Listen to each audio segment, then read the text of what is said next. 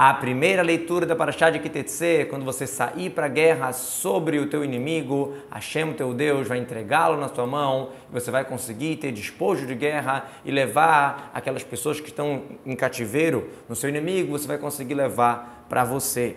Aqui já tem uma lição quando fala aloe sobre o seu inimigo, quando você luta contra o Tzerará, quando você luta contra o seu inimigo, você tem que ir já de cima para baixo, já estou vencendo. Quando você sair para a guerra, ou seja, tem uma possibilidade, está se tratando de uma guerra de permissão, não uma guerra obrigatória, que quando você sair para a guerra, acontecer assim, mas não é obrigação. Por quê? Se fosse a guerra da terra de Israel contra os 7 povos, não dá para falar o que o Passuco está falando aqui, de levar despojo de guerra a pessoas, porque a Torá fala claramente, Lote Haye Kol Neshama, não pode deixar viver qualquer alma, como já explicamos, que podia, avisava antes, a pessoa podia fugir, mas deixar os 7 povos vivos na terra de Israel não podia, o que seria um empecilho para o povo judeu. A expressão Veshavita Shivyo, levar de despojo uma pessoa que já está em cativa, ou seja, mesmo se for um cananita, dos 7 povos que eles não podem ser conquistados, deixados vivos em geral, como aqui você está em outro povo, em outro país conquistando e tiver no meio alguém prisioneiro que é dos 7 povos, não tem problema de deixar ele vivo. E você vai ver nesses espólios de guerra uma mulher de aparência boa e você vai desejar ela e vai pegar ela como esposa. Eshet, ou seja, não está escrito Isha, está escrito Eshet, mesmo se ela for casada. E você vai pegar ela como esposa. A Torá está dando essa lei só por conta do Yetzer Hara, do instinto mal.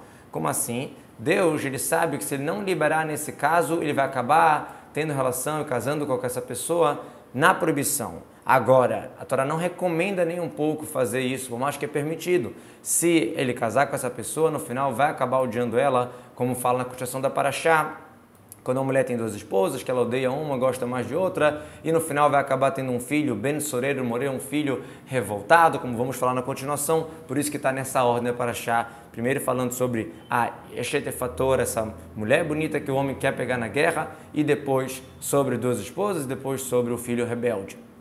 Você vai trazê-la para dentro da sua casa, ela vai cortar o cabelo e vai fazer as suas unhas, quer dizer, fazer as unhas, deixar grande, para exatamente ela ficar enojada, para não ficar atraente para aquele homem. A Torá tem várias leis para funcionar essa lei de fator. E ela vai tirar a roupa que ela estava usando quando ela foi raptada dela, ela vai ficar na tua casa e vai chorar, seu pai e a sua mãe, durante 1 mês, e depois disso ele pode chegar para ela e ter relação com ela, e ela vai virar a esposa dele. Por que tem que tirar a roupa que ela estava usando? Porque o normal é que essas roupas são belas. Os goim enfeitam as moças para poder fazer prostituição na guerra, para poder atrair os rapazes na guerra. Veashvá vai sentar na tua casa, ou seja, na casa que você está ali, toda hora você vai entrar, vai dar de cara com ela, ou seja, quando você senta, quando você sai, vai ver ela chorando, vai ver ela daquela maneira não respeitosa. Tudo isso a Torá está dando para a pessoa não ter vontade de casar com essa pessoa. Vai chorar o seu pai, por que isso tudo? Todo esse processo é para que a judia fique alegre e esta triste, a judia enfeitada e essa dessa maneira desprezível, para o homem não querer casar com essa mulher. Agora, se você não tem desejo mais nela, não quer casar com ela, você deve mandar ela embora para sua alma, ou seja, deixá-la livre, não pode vender por algum dinheiro, não pode usar ela já de que você já fez sofrer, ela já passou esse processo chato, então se você não quis casar, não pode nem usar e nem vender. A Torá está te dando, na verdade, uma notícia que qual é o final de acontecer, que você vai odiá-la, então o melhor realmente não casar com ela. Lot e Tamer, não use ela, a linguagem persa chamado de avdut, de servidão, ou uso chamado imra'a. Assim está explicado de Rabbi Moshe Darshan. Então, titamer tem a ver com o verbo de usar. Por que a linguagem persa tem a ver com a Torá? Como a gente sabe que todas as línguas aprenderam do Lashon HaKodesh, pegaram da linguagem sagrada. Quando um homem tiver 2 mulheres, uma mais amada e uma mais odiada ou menos amada, e as 2 mulheres tiverem filhos, tanto a mais amada, tanto a menos, então se o primogênito nascer por acaso da menos amada, da odiada, então será no dia que ele vai ter que dar herança para os seus filhos, ele não vai poder dar a primogenitura para o filho da mais amada na frente do filho da mais odiada ou menos amada. Somente o que? O primogênito, por mais que é filho da moça que ele menos gosta, ele deve reconhecer e deve dar para ele 2 partes de tudo que se encontra para ele, porque ele é o início da sua força, para ele que é a lei da primogenitura. Se é o primeiro filho daquele homem, é o primogênito e ponto. Vezes 2, ou seja, equivalente a 2 irmãos. Por exemplo, se são 3 irmãos para herdar e a pessoa faleceu, tem um primogênito, divide todos os bens em 4 partes, o primogênito pega 2 partes e os outros irmãos pegam uma parte cada um. Tudo que se encontra com ele, ou seja, daqui a gente aprende que o primogênito só pega 2 partes naquilo que já existe, que já tem, e não naquilo que é apropriado a vir, um investimento futuro, alguma renda, algum lucro, alguma coisa que o campo ainda vai dar, isso não. Somente aquilo que já está murzá, que já está na mão do pai. Quando ele faleceu, isso se divide dando 2 partes para o primogênito.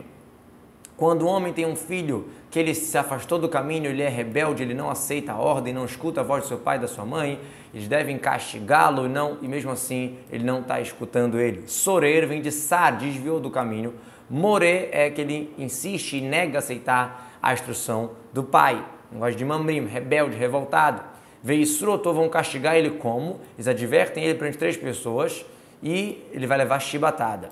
E se mesmo assim continuar, vamos ver a continuação, o que acontece com ele. Qual é o caso do Ben Soreiro Moré, o filho rebelde? Ele só é hayab, ele só tem essa lei se ele roubar e comer a quantidade de tarteimara, que é uma quantidade muito grande de carne, e beber meio logo de vinho. Meio logo é 2 de leviite, que é 1/4 de logo, então são 86 ml vezes 2. Como a gente vê a expressão zolelo vesové, a expressão falada sobre o Ben Soreiro Moré, que ele é guloso tanto na comida, tanto na bebida. Então essa expressão, sové, tem a ver com beber vinho, e zolelo tem a ver com gula de carne, como o passuco fala, zolei e bassar. Então obrigatoriamente tem que ser vinho e carne. E o filho rebelde, ele é morto pelo seu final, quer dizer, muito estranho a Torá dar uma pena de morte para alguém que é muito pequeno, mas a Torá ela está já vendo o final da consciência dessa pessoa, que ele vai acabar acabando o dinheiro do pai dele, vai querer aquilo que ele está acostumado e não vai achar, e vai acabar assaltando as criaturas e vai dar muita confusão. Então a Torá, lei divina, diz, melhor ele morrer agora sem ter fazer culpa para ninguém, sem matar outras pessoas, sem tirar a vida de outras pessoas, e não vai morrer já culpado, já com toda essa situação complicada. Vão pegar ele, seu pai e sua mãe, vão tirar ele, levá-lo para os anciões da cidade, para o tribunal, charme como o portão do seu local, ou seja, o tribunal local. E eles vão falar para os anciões, olha, nosso filho está soreiro, moré, está sendo rebelde, não escuta a nossa voz e está sendo guloso na hora de comer carne e beber vinho. Existem vários detalhes para essa lei acontecer. A Gemara diz, de acordo com várias opiniões, essa lei nunca aconteceu de um pai e uma mãe levar um filho para isso, que, por exemplo, se os pais perdoam, já não tem essa lei. Ou se os pais, um deles é mudo, já não tem essa lei, escrito Vemru, vão falar. Ou se o filho ele é surdo, também não tem, escrito Eneno Shomé, não está escutando a nossa voz. E assim por diante, tem vários detalhes para acontecer. Mas caso realmente aconteça, depois da advertência da chibatada, de novo ele fizer isso, roubar a carne, roubar o vinho, a carne tem que ser meia crua, tudo tem que ser de um jeito bem diferente, e aí vai ter a pena de morte, o urgamurro vai ser apedrejado, as pessoas da cidade com pedra, ou seja, vão jogar ele do 2º andar, e caso ele não morra, depois joga pedra, você vai exterminar o mal de dentro de você, e todo o povo você vão escutar e vão temer. Daqui a gente aprende que tem que ser avisado no tribunal, fulano está sendo apedrejado por ter sido um filho sureiro morrer, para todo mundo ter medo e não seguir esse caminho. De novo, essa lei é uma lei específica com muitas regras e é uma diferente de várias outras regras da Torá. De acordo com várias opiniões na Guemará, nunca aconteceu, mas de qualquer jeito a lição fica para os pais darem uma educação boa para o filho para ele seguir um bom caminho.